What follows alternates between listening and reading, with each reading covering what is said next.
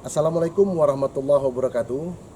Saya Joni Setiawan Mundung sebagai salah seorang dari puluhan aktivis di Riau pada tahun 2002 sebagai pendiri Jikalahari, mengucapkan tahniah dan selamat kepada jaringan kerja penyelamat hutan Riau yang kita singkat Jikalahari pada hari ulang tahun hari jadinya yang saya sebut sebagai hari kebangkitan Jikalahari yang ke-20 tahun. 20 tahun atau 2 dekade tentu masa yang tidak singkat dalam sebuah perjuangan advokasi, perjuangan menyelamatkan lingkungan, perjuangan menyelamatkan hutan Riau. Maka saya menyambut baik pada hari lahirnya atau hari kebangkitan Jikalahari yang ke-20 ini.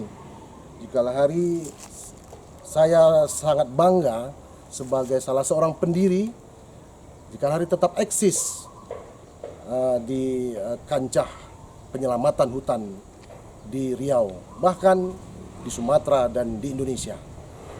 Jikalahari sudah mampu menggerakkan kawan-kawan aktivis lingkungan, mahasiswa pencinta alam, siswa-siswa pencinta alam untuk bergerak bersama melindungi kawasan hutan dari kerusakan yang sangat parah akhir-akhir ini.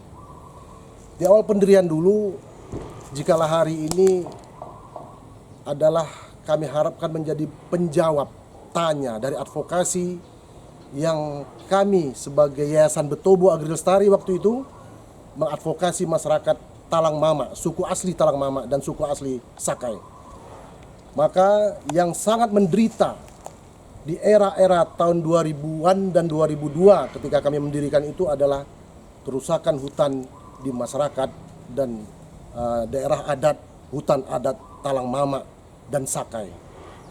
Kenapa mereka sangat dianggap sebagai korban dan menderita akibat tidak adanya hutan atau habis dan punah ranahnya hutan di wilayah Riau? Mereka merasa hutan adalah tempat mereka mencari makan. Masyarakat suku asli ini, Sakai dan Talang Mama, itu hutan menjadi sumber hidup dan kehidupannya. Maka di saat itu kami menggagas beramai-ramai bersama semua komponen penyelamat lingkungan, pecinta alam, dan aktivis-aktivis lingkungan, pemerhati lingkungan, bergerak untuk membuat wadah besar keriawan, wadah besar yang punya entitas keriawan yang kami sebut jaringan kerja penyelamat hutan Riau pada saat itu. Dari dinamika yang ada, para kelompok mahasiswa pencinta alam, kelompok pemerhati lingkungan merasa ini sangat dibutuhkan oleh orang Riau. Ketika hutan sudah mulai punah ranah, waktu itu sisa tutupan hutan hanya sekitar mungkin kurang dari 4 juta hektar. Dari 8,2 juta hektar ketika itu yang pemerintah atau kita menganggap di kawasan hutannya. Kawasan hutan 8,2 juta hektar itu hanya tersisa kurang dari 4 juta hektar.